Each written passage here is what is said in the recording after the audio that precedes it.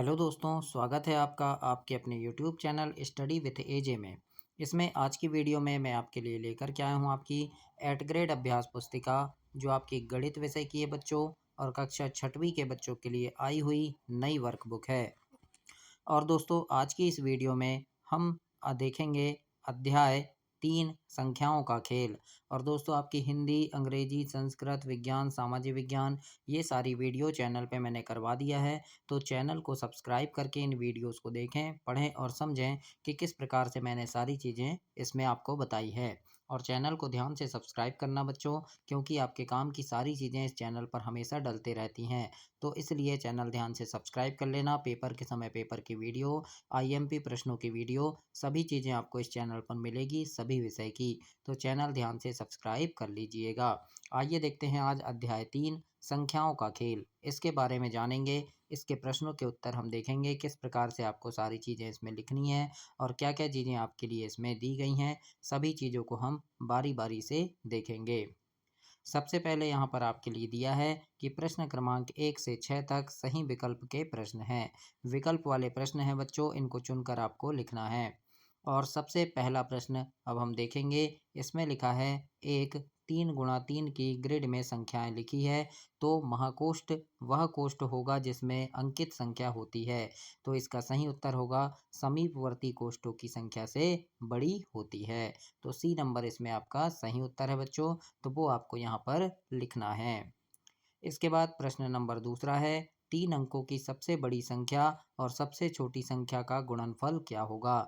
तो 3 अंकों की सबसे बड़ी संख्या क्या है, 999 है, और सबसे छोटी संख्या है 100। तो इनका गुणनफल क्या होगा, तो इनका गुणनफल होगा बच्चों इकाई, दहाई, सैकड़ा, हजार, 10,000, है ना, 99,900। ये आपका उत्तर होगा बी नंबर। तो इस प्रकार से आपको प्रश्न 1 और 2 को कंप्लीट करना है दोस्तों। अब हम देखेंगे आगे प्रश्न नंबर तीसरा। और तीसरे प्रश्न में आपसे पूछा है, कौन सी संख्या विलोमाक्षर संख्या है। तो कौन सी संख्या है विलोमाक्षर, तो 212, है ना। क्यों है, क्योंकि इसको उल्टा भी लिखोगे तो 212 होगा, और सीधा भी लिखोगे तो 212 होगा। तो इसको हम क्या बोलते हैं, विलोमाक्षर बोलते हैं। तो इसका सही उत्तर हो जाएगा ए नंबर 212। इस प्रकार से आपको प्रश्न 3 को लिखना है बच्चों और कंप्लीट करना है।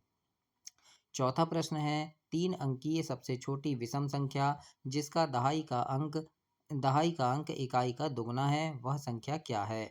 तो वो संख्या है दोस्तों 121, है ना, क्योंकि दहाई का अंक जो है वो इकाई से दुगना है। मतलब एक देखो, 1 से दुगना 2 है ना, तो ये क्या हो जाएगा, 121 होगी इसमें। इसमें सही उत्तर होगा। तो इस प्रकार आपको प्रश्न 4 तक कंप्लीट करना है बच्चों अपनी वर्कबुक में। अब हम देखेंगे प्रश्न नंबर 5वां। इसमें लिखा है, निम्नलिखित अनुक्रम में से कोलार्ज अनुमान का सही उदाहरण है यदि प्रारंभिक संख्या 6 लिया जाए तो क्या होगा। तो देखो, 6, 3, 10 और 5, है ना। तो ये बी नंबर में लिखा है, 6 का आधा 3 और 10 का दुगना 5। तो ये क्या होगा, कोलार्ज अनुमान अनुमान का सही उदाहरण होगा। तो इस प्रकार बी नंबर इसमें सही उत्तर होगा प्रश्न नंबर 5 का। तो ऐसे आपको लिखना है प्रश्न नंबर 5 में। अब हम देखेंगे प्रश्न नंबर 6वां। 6वें प्रश्न में लिखा है, 3 अंकों वाली कुल कितनी संख्याएं होती हैं। तो 3 अंकों वाली कुल संख्याएं होती है दोस्तों 900। कितनी होंगी, 900, जिनमें 3 अंक होंगे वो कितनी संख्याएं होंगी, तो वो संख्याएं होंगी 900। तो इस प्रकार आपको प्रश्न नंबर 6 को हल करना है। अब इसके आगे हम देखते हैं क्या दिया है। तो इसके आगे है प्रश्न नंबर 7 से 12 तक खालिस्तान भरना है, रिक्त स्थान की पूर्ति आपको करना है। तो प्रश्न 7 में लिखा है, संख्या 6174 को कापरेकर स्थिरांक कहा जाता है ना। किसको कहते हैं, 6174 को। आपको मैंने पुस्तक में जो पाठ पढ़ाया है, अध्याय 3, उसमें आपको बहुत अच्छे से समझाया है कापरेकर स्थिरांक क्या होता है। तो इसको और भी हम अभी समझेंगे, खालिस्तान में है इसलिए अभी सिर्फ इतना बता रहा हूँ। 6174 को हम कापरेकर स्थिरांक कहते हैं। 8वां प्रश्न है, 5 अंकों की सबसे बड़ी संख्या में 1 जोड़ने पर कितना प्राप्त होगा, 1,00,000 प्राप्त होगा, है ना। 5 अंकों की सबसे बड़ी संख्या क्या होगी, 99,999 होगी। इसमें आप 1 को जोड़ दोगे तो कितना प्राप्त हो जाएगा, 1,00,000 प्राप्त होगा। तो इस प्रकार प्रश्न 8 में आपको लिखना है 1,00,000। 9वां प्रश्न है, संख्याओं को बाएं से दाएं तथा दाएं से बाएं एक जैसा पढ़ा जाता है, ऐसी संख्याएं क्या कहलाती है? पैलिंड्रोम कहलाती है। अभी हमने पढ़ा था जैसे 121 है ना, इसको आप उल्टा भी लिखोगे तो 121 ही होगा, तो इसको हम पैलिंड्रोम कहते हैं। तो इस प्रकार प्रश्न 9 में लिखना है। प्रश्न 10वां है, संख्या 454 के अंकों का योग कितना होगा? 13 होगा, है ना। कितना? 4, 5 और 4 को आप जोड़ोगे तो कितना होता है? 13 होता है। 11वां प्रश्न है, यदि प्रारंभिक संख्या 10 हो तो कोलार्ज अनुमान के अनुक्रम में अगला पद 5 होता है। क्या होता है? 5 होता है। क्यों? क्योंकि 10 है तो 10 का आधा क्या हो जाएगा? 5 होगा, है ना। तो इस प्रकार से आपको लिखना है। प्रश्न 12 है कि 39,800 बराबर 40,000 ऋण 800, है ना। तो यहाँ क्या आ जाएगा? 300, है ना। क्या आ जाएगा? 300 आ जाएगा, धन 300। तो इस प्रकार आपको लिखना है। क्यों होगा? क्योंकि देखो 40,000 में 800 घटाओगे, है ना, 40,000 में 800 घटाओगे तो कितना बचेगा? 39,200 बचेगा, है ना। और फिर क्या जोड़ना है? इसमें 300 जोड़ना है, तो 39,000 कितना होगा? 600 होगा। और फिर 300 को जोड़ेंगे तो कितना हो जाएगा? 39,900। तो इस प्रकार से आपको ये 39,800। तो इस प्रकार आपको यहाँ पर, यहाँ खाली जगह में क्या आएगा? 300 आएगा। तो ऐसे प्रश्न 12 में आपको लिखना है। तो ऐसे आप इसे कंप्लीट करेंगे दोस्तों। इसके बाद अब हम देखेंगे प्रश्न नंबर 13 से 18 तक अति लघु उत्तरी प्रश्न है, जिसमें प्रश्न नंबर 13 आपको यहाँ लिखा है कि अंक 5, 9, 2 तथा 6 में से किसी एक अंक को 2 बार प्रयोग कर 4 अंकों की सबसे बड़ी संख्या बनाइए। तो देखो 9 को 2 बार प्रयोग करके 4 अंकों की सबसे बड़ी संख्या बन गई 9,965। तो इस प्रकार आपको सबसे बड़ी संख्या ऐसे बनाना है। तो 9,965 सबसे बड़ी संख्या हो जाएगी। तो ऐसे आप अपनी वर्कबुक में लिखेंगे बच्चों, और ऐसे कंप्लीट करेंगे। इसके बाद प्रश्न नंबर 14 देखते हैं। इसमें लिखा है 3 × 3 ग्रिड के कितने महाकोष्ठ हैं? तो ये देखो यहाँ भी 3 है, यहाँ भी 3, यहाँ भी 3, ऐसे भी 3। तो ये क्या हो जाएगा? 3 × 3 हो गया, है ना। तो इसमें क्या हो जाएगा? 3 महाकोष्ठ हैं। कौन कौन से? 8 हैं, यहाँ 7 है और यहाँ 9। ये महाकोष्ठ क्या हुआ? तो देखो इस वाली लाइन में सबसे बड़ी संख्या क्या है? 8, तो 8 हो गया यहाँ महाकोष्ठ। इस वाली लाइन में सबसे बड़ी संख्या 7 है, तो 7 महाकोष्ठ हो गया। इस वाली लाइन में सबसे बड़ी संख्या 9 है, तो यहाँ 9 महाकोष्ठ हो गया। तो इस प्रकार से यहाँ पर महाकोष्ठ क्या है? 3 महाकोष्ठ हैं, 8, 7 और 9। तो ऐसे आपको प्रश्न 14 में हल करना है बच्चों अपनी वर्कबुक में। और दोस्तों चैनल को ध्यान से सब्सक्राइब करना। आपकी तिमाही, छमाही और वार्षिक परीक्षा के समय चैनल पे काफ़ी सारे वीडियोस लेकर के आता हूँ, जिसमें आपकी परीक्षा में आने वाले महत्वपूर्ण प्रश्न होते हैं, जिन्हें पढ़ करके आप परीक्षा में काफ़ी अच्छे नंबर ला सकते हैं बच्चों। तो उन सभी वीडियोस को देखने के लिए चैनल को ध्यान से सब्सक्राइब कर लेना, ताकि समय पर आपको सारी चीज़ें मिल सके और उन्हें पढ़ करके आप परीक्षा में काफ़ी अच्छे नंबर ला सकें दोस्तों। आइए देखते हैं इसके बाद प्रश्न नंबर 15 है। इसमें लिखा है मेघा का जन्मदिन 11/2/2011 को है। इसमें बाएं से दाएं तथा दाएं से बाएं अंकों को एक जैसा ही पढ़ा जाता है।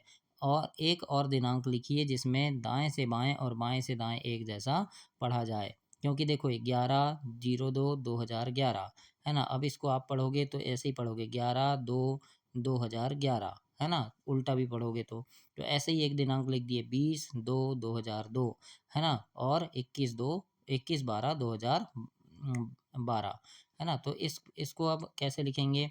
तो देखो 20/2/2002, तो इसको इधर से भी पढ़ोगे तो दो इधर से भी लिखोगे तो पहले क्या आ जाएगा? ये वाला 2 लिख दिए पहले, फिर शून्य लिख दिए, फिर ये शून्य, फिर ये 2, फिर ये 2, फिर ये शून्य, फिर ये शून्य और ये 2। तो ये भी पढ़ोगे तो 20/2/2002 ही होगा। तो इस प्रकार से ऐसी संख्या आपको ये 2 संख्याएं लिख देना है, ये 2 तारीख आपको ऐसे लिख देना है बच्चों। तो ये प्रश्न नंबर 15 का हल आप ऐसे कंप्लीट करेंगे। अब हम देखते हैं प्रश्न नंबर 16। 16 प्रश्न में आपसे पूछा है 5 अंकों की 2 संख्याओं को घटाकर 5 अंकों की संख्या प्राप्त करना है। तो 5 अंकों की 2 संख्याओं को घटाने पर, जैसे 5 अंकों की संख्या क्या हो गई? सबसे बड़ी 9,999 और सबसे छोटी हो गई 10,000, है ना। तो इनको हम घटाएंगे तो क्या प्राप्त हो गया? 89,999 प्राप्त हुआ। तो यही आपका उत्तर होगा। तो इस प्रकार से आपको प्रश्न नंबर 16 को हल करना है दोस्तों। 17 प्रश्न इसमें पूछा है घड़ी में 11:11 हुए हैं, है ना? कितने मिनट बाद घड़ी अगला पैलिंड्रोम दिखाएगी? तो देखो अभी क्या हुआ है, 11:11 हुआ है। इसके बाद अगला पैलिंड्रोम क्या होगा, 12:21 होगा, है ना? क्योंकि घड़ी में अगला पैलिंड्रोम क्या होगा, 12:21 होगा, है ना? जो अभी 11:11 है, तो 1 घंटे 10 मिनट, है ना? 1 घंटे 10 मिनट मतलब 70 मिनट। 1 घंटा यानी 60 मिनट हो गया, और 10 मिनट और जोड़े तो 70 मिनट। यानी अगला पैलिंड्रोम कब दिखाएगी, तो आप बोल सकते हो 1 घंटा 10 मिनट बाद दिखाएगी, या फिर 70 मिनट बाद दिखाएगी। तो इस प्रकार से आपका ये आंसर लिखना है। तो ऐसे आप प्रश्न नंबर 17 को हल करेंगे दोस्तों। इसके बाद प्रश्न नंबर 18 देखते हैं, जिसमें लिखा है नीचे दी गई संख्या रेखा पर चिन्हित संख्या को पहचान कर नीचे दिए गए संख्या अनुमान अनुक्रम को पूरा करना है। तो यहाँ पर संख्या रेखा पहचानना है और संख्या अनुक्रम को पूरा करना है। तो प्रश्न नंबर 18 में आप क्या करेंगे, तो देखो यहाँ 44,608 आएगा, फिर 45,608, अब यहाँ 46,608 है, 47,608 है, आगे आएगा 48,608। तो इस प्रकार से आपको कंप्लीट करना है। 44,608, 45,608, 46,608, 47,608, 48,608। तो इस प्रकार आप इस पैटर्न को पूरा करेंगे बच्चों। अब 19 से 24 तक लघु उत्तरीय प्रश्न है। तो प्रश्न नंबर 19 आपसे यहाँ पूछा है कि 1 से 100 तक की संख्याओं में अंक 5 कितनी बार आएगा। तो देखो 1 से 100 तक की संख्या है, इसमें 5 अंक कितनी बार आया है, तो ये 5, फिर 15 में आया 5, 25 में आएगा, 35 में, 45 में, 55 में, 65 में, है ना? ऐसे ही यहाँ पर मैंने पूरा लिख दिया है कितने कितने में आएगा, है ना? तो देखो ये 95 तक कितनी बार आया, 11 बार आया। फिर यहाँ यहाँ 50, 51, 52, है ना? 53, 54, तो यहाँ आया 55, है ना? 55 5 आ रहा है, 56 में भी 5, 57 में, 58 में, 59 में, यहाँ पर कितनी बार आया, 9 बार आया, है ना? तो ऐसे ही कुल कितनी बार आ गया, तो 11 बार और 9 बार को दोनों जोड़ दिए तो कितनी बार आया, 20 बार आ गया। तो इस प्रकार से आपको उत्तर में लिखना है 20 बार, और ऐसे आपको हल भी करना है बच्चों। तो ऐसे आपको अपनी वर्कबुक में कंप्लीट करना है प्रश्न नंबर 19 को। इसके बाद प्रश्न नंबर 20 देखते हैं। इसमें लिखा है संख्या 84 को लेकर पैलिड्रोम संख्या बनाइए। तो 84, देखो 84 का उल्टा क्या हो गया, यहाँ क्या है, 84 में 8 और 4 है, अब इसको उल्टा कर दिए तो 4 और 8 हो गया, इन दोनों को जोड़े तो 132 आया। कितना आया, 132 आया। अब 132 को उल्टा करेंगे हम, यहाँ पर क्या है, 132 है, इसको उल्टा किए तो क्या आ गया, 2 पहले आ जाएगा, फिर 3, फिर 1, है ना, 231। अब इन दोनों को जोड़ने पर कितना आता है, 363 आता है। तो पहली ड्रॉम संख्या क्या हो गई हमारी, 363 हो गई। बच्चों कोई भी चीज़ अगर समझ नहीं आ रही तो कमेंट बॉक्स में ज़रूर कमेंट करके पूछ सकते हो कि सर ये क्वेश्चन समझ नहीं आया। मैं अलग से वीडियो बना के डिस्क्रिप्शन में डाल दूंगा, आप उसको और अच्छे से समझ सकते हैं। और वीडियो को बार बार देखिएगा, और मैथ्स को, गणित को बार बार आप हल करके देखना कॉपी में, अपने से खुद हल करोगे तो आपसे बनने लगेगा बच्चों। मेरी शुभकामनाएं हैं आपके साथ कि आप बहुत अच्छे नंबर से पास हों और बहुत अच्छे से पढ़ाई करें दोस्तों। प्रश्न नंबर 21 में देखते हैं, लिखा है 4 अंकों की बड़ी से बड़ी संख्या बनाइए जिसके अंकों का योग 14 होगा, है ना? तो 4 अंकों की बड़ी से बड़ी संख्या क्या हो जाएगी, जिसका योग 14 है, वो हो जाएगी 9, 5, 0 और 0, है ना? इन सबको हम जोड़ेंगे, सबसे बड़ी संख्या है, इनको जोड़ेंगे तो क्या हो जाएगा, ये इनको जोड़ने पर देखो 9 और 5 14, और 0 14, और 0 14 ही हो रहा है ना? तो ये क्या हो जाएगा, 9,500 होगी। क्या हो जाएगी, 9,500 होगी। इस प्रकार आपको उत्तर में लिखना है प्रश्न नंबर 21 के। तो ऐसे आप अपनी वर्कबुक को कंप्लीट करेंगे दोस्तों, और ऐसे लिखेंगे। आगे देखते हैं, यहाँ पर प्रश्न थोड़ा कट गया है तो इसको आप समझ लेना, पुस्तक में कटा हुआ था बच्चों। तो आप अपनी पुस्तक से प्रश्न देख लेना कि यहाँ 4 महाकोष्ठ बनते हैं, और महाकोष्ठ की संख्या में कौन कौन सी 2 अंकों की अदला बदली की जानी चाहिए। तो देखो महाकोष्ठ की संख्या क्या है, तो महाकोष्ठ की संख्या क्या है दोस्तों, 51,871, है ना? क्या है, देखो 51,871 है जो बीच में है। तो संख्या के 5 और 1 बदलने पर 4 महाकोष्ठ बन जाते हैं, है ना? अब क्या लिखोगे आप, संख्या में 5 और 1 को बदलेंगे हम तो कितने महाकोष्ठ बनेंगे, 4 महाकोष्ठ बनेंगे। बस इतना ही हल है इसका। तो ऐसे आपको इसमें हल को करना है। तो ऐसे आप अपनी वर्कबुक में कंप्लीट करेंगे दोस्तों। 23 प्रश्न देखते हैं। प्रश्न नंबर 23 में लिखा है 4, 7, 3 और 2 का उपयोग करके 4 अंकों की सबसे बड़ी संख्या और सबसे छोटी संख्या बनाना है और उनका योग ज्ञात करना है। तो कौन कौन सी संख्या, 4, 7, 3 और 2। तो देखो सबसे बड़ी संख्या क्या बन जाएगी, 7,432 बन जाएगी, है ना? कैसे बनेगी ये देखो 4, 7, 3 और 2 इनमें सबसे बड़ा जो है उसको पहले लिखे 7, फिर 7 से छोटा 4, 4 से छोटा 3 और 3 से छोटा 2। तो ये सबसे बड़ी संख्या बन गई। सबसे छोटी संख्या में सबसे छोटा अंक पहले लिखेंगे तो सबसे छोटा 2 है तो 2 लिखे, 2 के बाद 3, 3 के बाद 4 और 7। तो ये 2347 बन गई, है ना? अब दोनों का योग करने बोला है, तो दोनों को हम जोड़ देंगे, है ना? ये देखो यहाँ पर जोड़े हैं हमने 7432 और 2347 को जोड़े तो कितना आता है 9779 उत्तर आएगा। तो इस प्रकार से आपको प्रश्न नंबर 23 को हल करना है दोस्तों, और अपनी वर्कबुक में इसे कंप्लीट करना है। क्या करना है? वर्कबुक में कंप्लीट करना है। और दोस्तों कमेंट बॉक्स में कमेंट करके बताना कि आप मेरी वीडियो कहाँ से देख रहे हैं। अपने शहर का नाम, गांव का नाम, अपना नाम कमेंट बॉक्स में कमेंट करके लिखिएगा, ताकि मुझे पता चल सके कि आप मेरी वीडियो कहाँ से देख रहे हैं।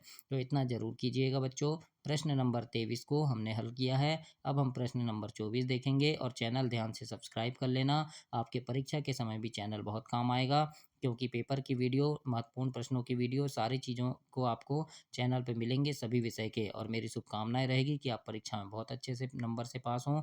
तो चैनल ध्यान से सब्सक्राइब कर लीजिएगा। 24 प्रश्न देखते हैं। लिखा है 2 अंकों की ऐसी पैलिड्रोमिक संख्या लिखना है जिसका आपस में गुणा करने पर एक पैलिड्रोमिक संख्या प्राप्त होती है। तो देखो 2 अंकों की पैलिड्रोमिक संख्या क्या हो गई? 11 हो गई, है ना? क्यों? क्योंकि ये 2 अंक हैं, इसको अदला-बदली 11 है। एक को आप पहले लिखो या बाद में वो 11 ही रहेगा, है ना? गुणनफल, गुणा करेंगे मतलब 11 गुणा 11 करेंगे तो हम कितना आ जाता है 121 आ गया, है ना? कि गुणा करने पर बोला है तो गुणा कर लिए 121 आया, तो पैलिड्रोमिक संख्या क्या हो जाएगी इसकी? 121 होगी। इस प्रकार से आपको प्रश्न 24 को हल करना है। अब 25 से 30 तक बड़े प्रश्न हैं, तो दीर्घ उत्तरीय है। अब 25 में लिखा है 4 अंकों की सबसे बड़ी तथा सबसे छोटी पैलिड्रोमिक यानी विलोमाक्षर संख्या का योगफल क्या होगा? तो देखो 4 अंकों की सबसे बड़ी पैलिड्रोमिक संख्या क्या हो जाएगी? 9999 हो जाएगी, है ना? और 4 अंकों की सबसे छोटी पैलिड्रोमिक संख्या 1001 होगी, क्योंकि इसको उल्टा सीधा लिखो वो उतना ही होगा, है ना? अब क्या बोला है? इनका योगफल बोला है। क्या बोला है? योगफल मतलब जोड़ना है। तो 9999 और 1001 को जोड़ेंगे तो कितना आ जाएगा? 11,000 उत्तर होगा। कितना होगा दोस्तों? 11,000 उत्तर आएगा। तो इस प्रकार से आप प्रश्न नंबर 25 को हल करेंगे अपनी वर्कबुक में। अब हम देखते हैं आगे प्रश्न नंबर 26। इसमें पूछा है आपसे, वर्ष 2020 से शुरू करके आप कितने चरण में कापरेकर स्थिरांक पर पहुंच जाएंगे? हल कीजिए। तो देखो सबसे बड़ी संख्या क्या हो जाएगी? देखो ये कितना है? 2020 है। इसमें बड़ा बनाएंगे तो क्या आएगा? सबसे बड़ा 2 है, फिर उसके बाद फिर 2 आ जाएगा और शून्य शून्य लास्ट में आ जाएंगे, तो ये 2200 बन गया। बन गया। और सबसे छोटी संख्या क्या बनेगी? तो सबसे छोटा क्या है? शून्य है, फिर शून्य है, फिर 2, फिर 2, तो ये सबसे छोटा बन गया, तो ये लिख दिए सबसे छोटा।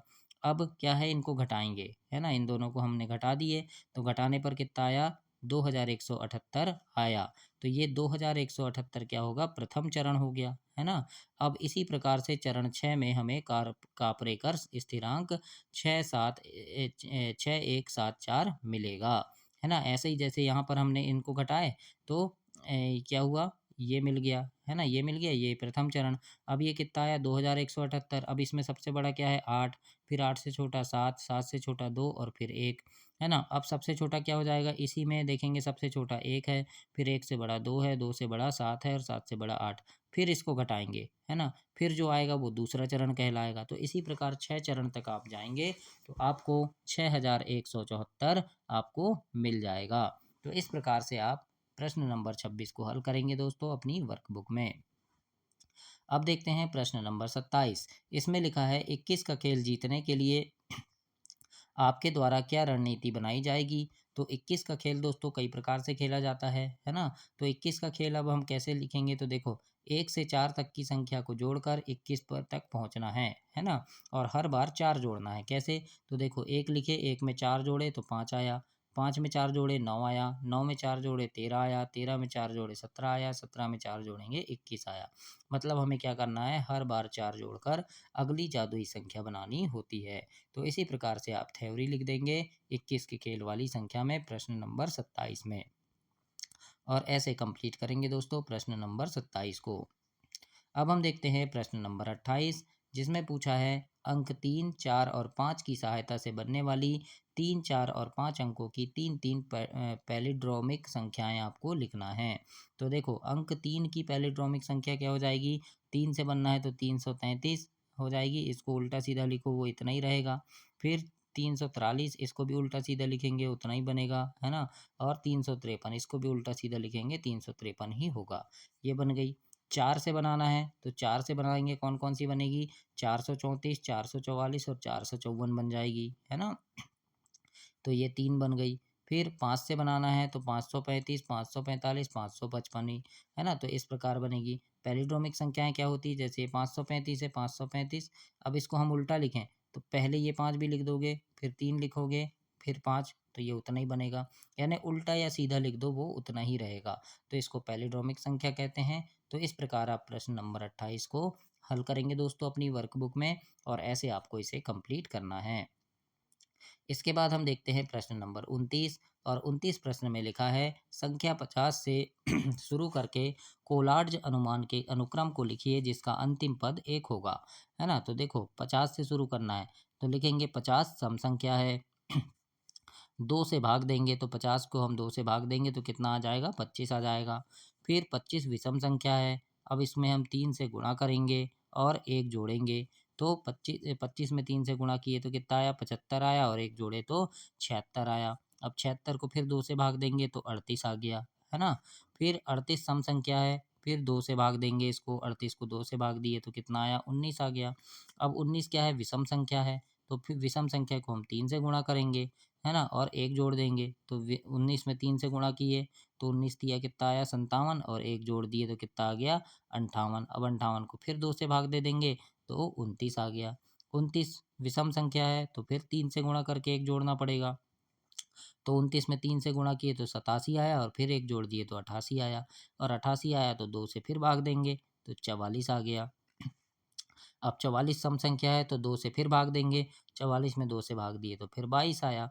तो इस प्रकार आपको क्या लिखा है यहाँ पे, 11, 34, 17, 52, 26, 13, 40, 20, 10, 5, 16, 8, 4 तथा 2, है ना, इनका उपयोग करके हम अंतिम पद 1 प्राप्त कर सकते हैं। अब यहाँ पर करेंगे तो 2-3 पेज तक ये गणित जाएगा, इसलिए यहाँ पर आपको करके बताए हैं कि इस प्रकार से करना है आगे।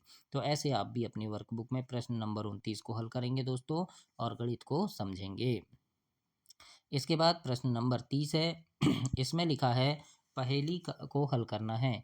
मैं एक 5 अंकों की पैलिड्रोमिक संख्या हूँ, यानी वो जो भी है 5 अंकों की है, और वो क्या है, विषम संख्या है ना। दहाई का अंक इकाई के अंक से 3 गुना है, और सैकड़े का अंक दहाई के अंक का दुगना है। अब देखते हैं क्या है। तो देखो इकाई का अंक 1 है ना, तो इकाई का अंक 1 मान लिया हमने। दहाई का अंक क्या 3 गुना बोला है, तो 1 में 3 का गुणा किए तो 3 आ गया। सैकड़े का अंक क्या बोला है, 2 गुना है, तो 3 में हम 2 का गुणा किए तो 3 दूनी 6 आ गया। अब पैलिड्रोमिक संख्या क्या बनेगी, 1 3 6 3 1 हो जाएगी। हो जाएगी, कैसे होगी, तो देखो यहाँ 1 आया, यहाँ 3 6, तो हमने क्या लिखे, 1 लिखे, फिर 3 लिखे, फिर 6। अब इसको फिर उल्टा कर दो तो क्या हो जाएगा, ये 6 तो जैसे का वैसा है, फिर 3 आ जाएगा यहाँ, और यहाँ 1, तो ये संख्या बन गई। तो इस प्रकार से ये संख्या बनी, अतः लिखेंगे 1000 का अंक 3 और 10,000 का अंक 1 होगा, है ना। यहाँ 1000 का अंक क्या है, यहाँ 3 है ये, है ना, और 10,000 का अंक क्या है, 1 है। तो इस प्रकार आपको प्रश्न नंबर 30 को हल करना है और लिखना है। तो ये पहेली का उत्तर इस प्रकार से होगा दोस्तों। और अगली वीडियो में हम अध्याय 4 देखेंगे। तब तक के लिए आप चैनल को सब्सक्राइब करें, वीडियो को लाइक करें, अपने दोस्तों तक इसे शेयर भी करें, और ऐसी वीडियो आपको और भी मिलती रहेगी। और सभी विषय की वीडियो चैनल पर डली हैं, तो उन्हें देखने के लिए भी चैनल को ध्यान से सब्सक्राइब करें। धन्यवाद बच्चों।